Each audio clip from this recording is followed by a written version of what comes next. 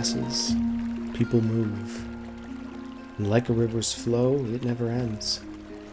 A childish mind will turn to noble ambition. Young love will become deep affection. The clear water's surface reflects growth. Now listen to the serenade of water and reflect upon yourself. This is, of course, leading up to Link learning the song that transports him to the water temple in Lake Hylia. I think one of the reasons why the Legend of Zelda Ocarina of Time is so beloved by many, including me. In fact, it won a recent Game Informer community poll of what the greatest game of all time was, and after a reportedly 200,000 votes cast, that one came out on top as the number one.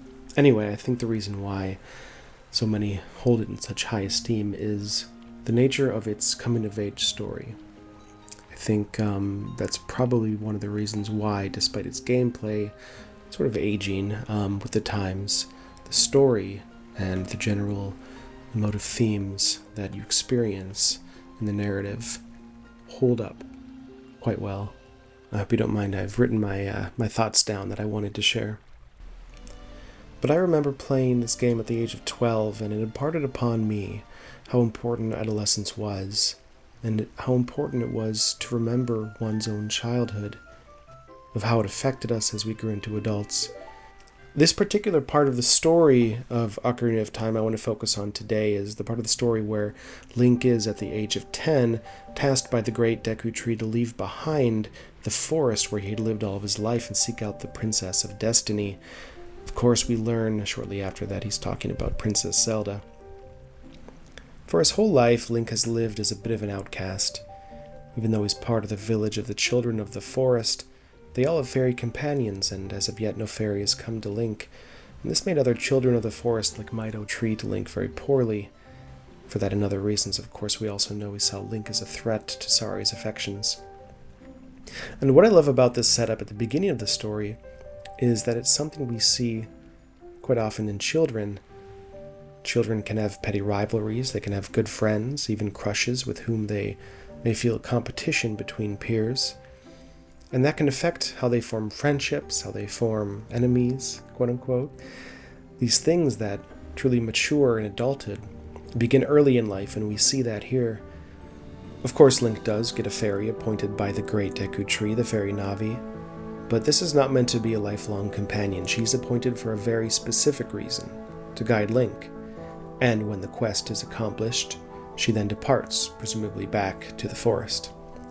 And it's this setting that shows Link in a strong sense of vulnerability and self-consciousness, something that all really good coming-of-age stories deal with.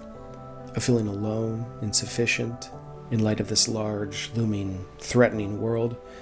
And slowly over the course of the narrative, we and Link become more self-sufficient, more powerful. We can more effectively influence our surroundings and assert our agency. And it's this childhood vulnerability that I take particular notice of because it's something that must be overcome by all of us, and overcome quickly, as soon as possible, really, if one is to become a strong, courageous, and thriving individual. It's a very challenging thing to do because it's something that we, in many ways, carry with us throughout our whole lives.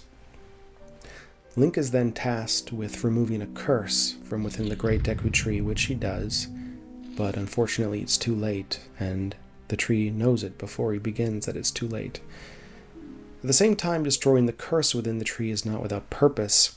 Because he did it, he saves the forest, at least for the time being, and it allows the great Deku Tree to know for sure that Link is indeed strong and courageous enough to at least begin this journey, and entrusts him with the spiritual stone, the Kokiri Emerald, which then shows the princess that Link is who he says he is. And so Link leaves the forest. And all the children of the forest know that whomever leave the forest can never return. In fact, it's said they'll die.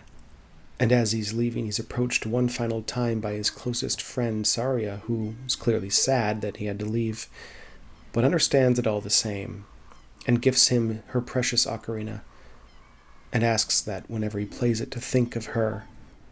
It's a sad, bittersweet parting, and really that's all coming of age is, isn't it? It's sad to leave behind childish things like recess, like play, creativity, finger painting, things that adulthood seems to violently suppress.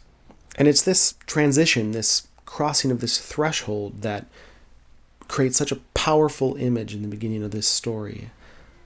The image of seeing Saria look longingly at Link's departure one final time was burned into my memory even at age 10 and has stayed with me all these many years later. And so I thought I would share with you a poem I wrote about this part of the story. As I was searching online, I realized there's an unfortunate lack of poetry with Zelda as its topic, particularly a lack of Ocarina of Time poetry. So I thought I'd try my hand at penning a 14-line poem, sonnet, telling this part of the tale. I hope you enjoy it. Stepping out onto the grass, I heard the faintest howl. I looked above, and perched upon a tree's limb sat an owl, who looked at me with solid gaze, and thoughts crept in my mind. Is this the creature who keeps us in, the Kokiri, my kind? My eldest friend, dear Saria, had warned me not to go. The forest kept us safe, she said, from many dangerous foe, and though I'd slain the Goma beast, the curse within the tree, this looming bird, ancient and wise, had waited here, it seemed, for me. And as I approached, it called to me, it appears your time has come to leave these woods, to roam beyond, to chase the falling sun. Many hardships lie ahead, and foes both cold and stark. Don't be discouraged, it urged to me, though times grow very dark. Its eyes looked deep into my heart and perceived my wordless reply, and with a massive flap of wings ascended back to the sky. That scene stood out to me when I thought about how to write a poem about Ocarina of Time's story, because when I was young, I think it was the specific sentiment of to not be discouraged. I think it was the first time I'd heard the word discouraged when I was 12, finally playing through the game for the first time. And I thought, I knew what courage was, but I wasn't familiar with the concept of being discouraged. And so it made me think about how trials and hardships in life can make us feel like giving up, and how this sage, wise animal, creature, magical owl from above was telling you and me, just so you know, things are about to get very hard for you. And I want you to acknowledge that and know that you will get through it, and to not be discouraged. You are going to experience both adventure and meeting new people, but harder things than you have ever faced. And just to know that in spite of that, to not give up. And I think that's a great thing to remember for all of us. There's this great piece of art that I wanted to share as well that I found on Instagram, done by the artist Tom Garden, I believe it is. Let me see. Yes, Tom Garden. It's this just lovely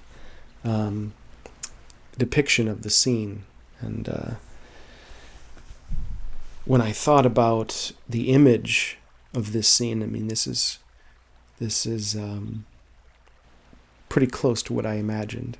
For a time, there was a very prominently reoccurring motif in Zelda of this mysterious wise owl coming down and giving us a few words of wisdom before leaving again. And you got the sense that he was always watching you as some sort of parental figure. Obviously to, give tutorial information too about press A to swing your sword or whatever. But I think what made it so effective was again, those encouraging words. One of the things that coming-of-age stories do as well when you're a kid consuming it is that you're presented with concepts, terms, phrases, and general lessons that you hadn't experienced or encountered before. Again, going back to words like discouraged, having that be a new idea. Being challenged to consider new viewpoints, new perspectives, really help these stories grow, or help you grow.